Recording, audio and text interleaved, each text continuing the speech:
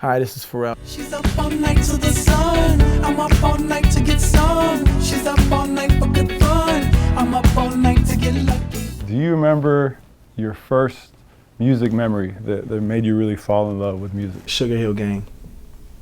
That was just like a phenomenon when I was a child. That was a big record. Yeah, man. I think n.e.r.d just had a huge part in hip hop in that sense, because they were rhyming to like Good Times was the Chic record, and then of course you hear the infamous story about like Another One Bites the Dust bass line being heavily influenced by that bass part on Good Times. I don't know, it's just a child in Atlantis apartments in the mid-70s. And then it just started to explode. It started to be these really fun records where like music sounded sort of R&B, but like the guys were just like rapping on top, with that like late 70s style, rhyming style, that I was pretty much hooked in. And then of course, Planet Rock comes out and you're like, what is that? It was just like completely alien to anything we'd ever heard before. But it was so in keeping with sci-fi, the sci-fi genre, science fiction. So all the things that I'd still love and adore today. Clap along if you know what happiness is to you. Because I'm happy. Clap along if you feel like that's what you want to do. Throughout your career, the concept of I am other has manifested itself through the music and the fashion. Can you trace back to a moment in your life where that idea, the identity from the margins, where that kind of was seated? I've always been like a little left of center, but I think music helped me and other people make sense of it. It's like, you're only crazy when there's nothing to go along with it. You know what I mean? When you have these eccentric characteristics, it's more accepted and understood when there's some sort of skill set to go along with it.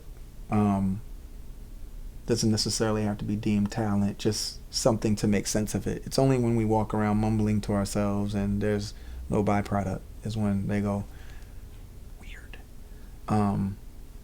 For example, Jay-Z mumbles when he writes his songs. He mumbles for 10-15 minutes, and he comes back with 16 bars of one of the most comprehensive verses you've heard in a long time. He does it every time, but again, there is some sort of skill set to accompany his madness. As they say, there's a method to the madness. Right. I wouldn't consider myself one of those people, but I definitely was a little left of center and a little odd, but music was like my inner sanctum. Like that's where I found like my peace. So let's say you got like a voice or a hi-hat, you can make it sound like, or you can make it sound like based on the way you tweak it. So this is like, So you really use all these? Yeah, you do. But it looks like, I know exactly what this one does. But you will, because this is basically low end, this is the middle end, and this is the high end. I'm curious, when you go into the studio for the first time with an artist, is there something in particular? Is there a method to it? They walk in the studio and they have something that they're looking for, and then then there's also the element of like their voice and what it sounds like, and then I've got to find some interesting textures to add some sort of juxtaposition there so it makes the voice stick out even more. And then there's also the energy and the experiences they walk in with on them in the studio. So like, no matter had a bad morning or whatever, that also provides a vibe. We can either fight that vibe or we can go along with it, expound upon it, and try and find a song in there somewhere. So when you mix the three things together, three things like, what they want when they come in the studio, what they're saying they want, what their voice sounds like, and what would be interesting to pair it with. And then there's, again, the energy that they walk in. When you mix those three things together, usually it's something that feels, you know, interesting and curious, and that's what you want. You want something to, you know, grab people. Everybody get up.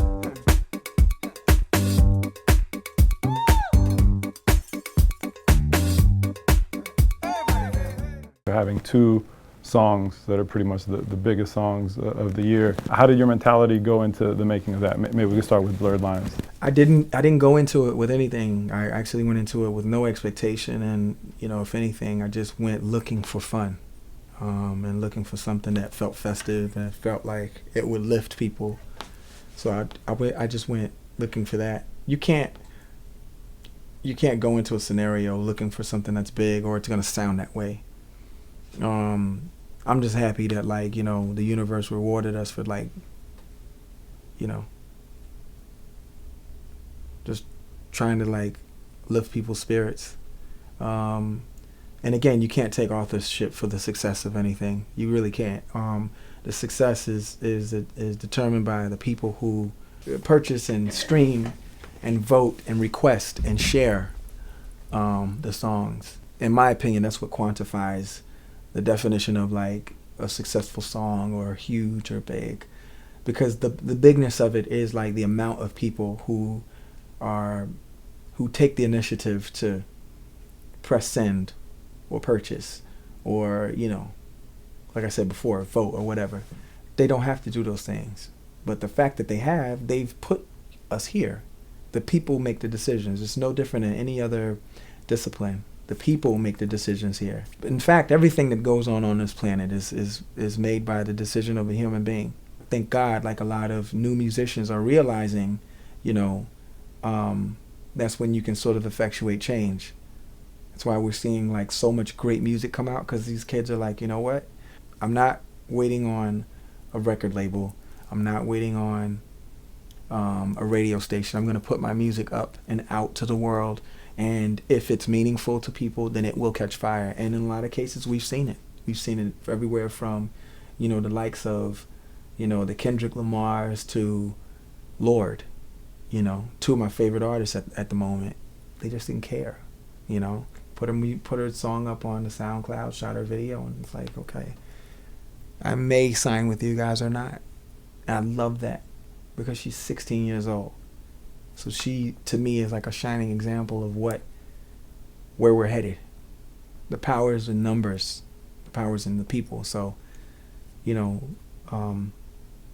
it's just a good time in music right now. It really is. So much in the past 30 years, it's just been regurgitated because it seems to win. You know, we've allowed, like, lawyers to become CEOs of, like, businesses that are all about content, and that doesn't make sense unless the lawyer has a good ear. But for the most part, like, you know, they're going to be thinking about things fiscally. And so that's when you see, you know, certain record companies putting out music like they're putting out, like, soap or, like, macaroni and cheese. Like, they make these very small improvements but just put the same thing out. And then you see these kids that are like, we're not having it. That's what this is about. That's what music is about. And that's what us as a species, that's what we're here for, to evolve and make things better. And music, I'm proud to say, is, like, in my opinion, at the forefront. You know, and look, and across the other disciplines as well, it's getting better. But I think music is leading. We have a 16-year-old with, like, #1s around the world who wrote her own song and was speaking about society. I think she's, like, today's definition of a singer-songwriter. I feel the same way about Kendrick Lamar. I feel the same way about Ed Sheeran. Like, these are kids who are like, I have a point of view, and I'm not going to wait on the old antiquated system to allow me to have my just due and speak my piece. I just think that's remarkable.